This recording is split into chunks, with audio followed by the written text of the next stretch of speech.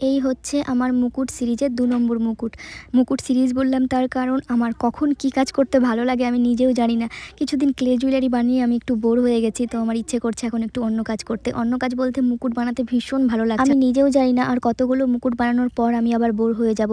আমার ফ্রেন্ডের উৎসাহে আমি ফার্স্ট মুকুট বানিয়েছি, সেটা ছিল সিলভার কালার। তাই ভাবলাম আজ একটু গোল্ডেন কালারের কিছু বানাই। মুকুট বানানোর সময় আমার সব থেকে পছন্দের কাজ হচ্ছে এইভাবে কাটার পর, মানে শোলাটা কাটার পর খুলে খুলে বাদ দিতে। বাড়তি অংশগুলো আমি যখন খুলে খুলে বাদ দিই আর ডিজাইনটা একটু একটু করে বেরিয়ে আসে, আমার যে কি পরিমাণ আনন্দ হয়। আমার মনে হয় অর্ধেক কাজ তো হয়েই গেল, এবার শুধু একটু সাজিয়ে নিলেই ব্যাস রেডি।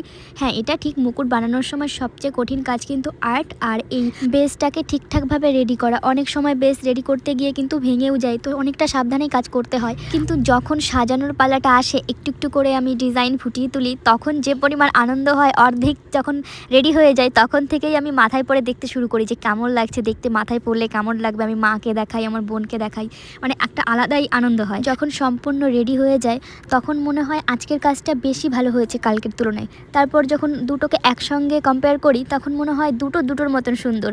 অ্যাকচুয়ালি নিজের কাজ তো সবার কাছেই সুন্দর হয়, কিন্তু যখন বাকিরাও দেখে বলে যে না কাজটা সত্যিই সুন্দর হয়েছে, দেখতে ভালো লাগছে, একমাত্র তখনই সেই কাজটা কিন্তু পূর্ণতা পায়। একজন শিল্পী তার নিজের সবটুকু দিয়েই একটা কাজকে সুন্দর করার চেষ্টা করে। তবুও কিন্তু সব শিল্পীর কাজ আমাদের ভালো লাগে না। আমরা তার শিল্পচর্চার পেছনের পরিশ্রম, তার যে নিষ্ঠা, ভালোবাসা, এগুলোর কথা ভাবি না। আমরা শুধু কাজটুকু দেখি আর তার ভিত্তিতেই বিচার করি যে কাজটা ভালো লাগছে না খারাপ লাগছে। আর এই কাজটা সবসময় আমি নিজেই করি, শুধু আমি না, আমার মনে হয় এটা আমরা সবাই করি। যে জিনিসটা আমাদের চোখে ভালো লাগে না, তো সেটা তো আমরা জোর করে বলতে পারবো না ভালো লাগছে। কিন্তু যখন আমার কাজের ক্ষেত্রে এরকমটা হয় তখন কিন্তু আমার আবার একটু একটু মন খারাপ হয়। কিছুক্ষণ পর আবার ভাবি এটা ঠিক না, আমারও তো কত কিছু ভালো লাগে না। তখন তো কেউ অভিযোগ করে না, তাহলে আমার ওই একটা কাজ দু একজনের ভালো লাগছে না বলে আমার তো মন খারাপ করার কথাই না। আমার আরও নিজেকে তৈরি করা উচিত যেন কাজটা আমি আরও সুন্দর করে তুলতে পারি। মোটামুটি কিছু লোকের যেন ভালো লাগে, কার ভালো লাগলো না সেটা নিয়েই যদি বসে থাকি তাহলে তো আমার কাজ আর কোনোদিন এগোবেই না। যেখানে ছিলাম সেখানেই পড়ে থাকবো, আমার কাজটাকেই কখনো আর সুন্দর করে তুলতে পারবো না। তো এখন আমি সবকিছুর ঊর্ধ্বে গিয়ে নিজের কাজটাকে নিয়েই ভাবি। অনেক দিদি ভাই আমাকে কমেন্টস করেও বলেছে তোমার কাজের যদি অন্যরা খুঁত না ধরে তাহলে তুমি বুঝবে কি করে তোমার কাজের খামতিটা কোথায়। ফার্স্ট দিকে এটা বুঝতে পারতাম না, একটু মন খারাপ করে ফেলতাম, কিন্তু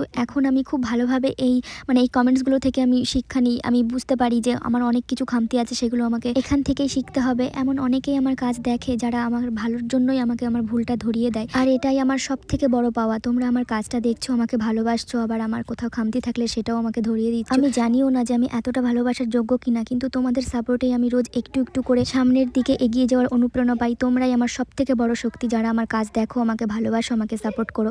আর এই হচ্ছে আমার আজকের কাজ। তো তোমাদের কেমন লাগলো সেটা অবশ্যই জানিও, আর কি কি খামতি আছে সেটাও বলে দিও।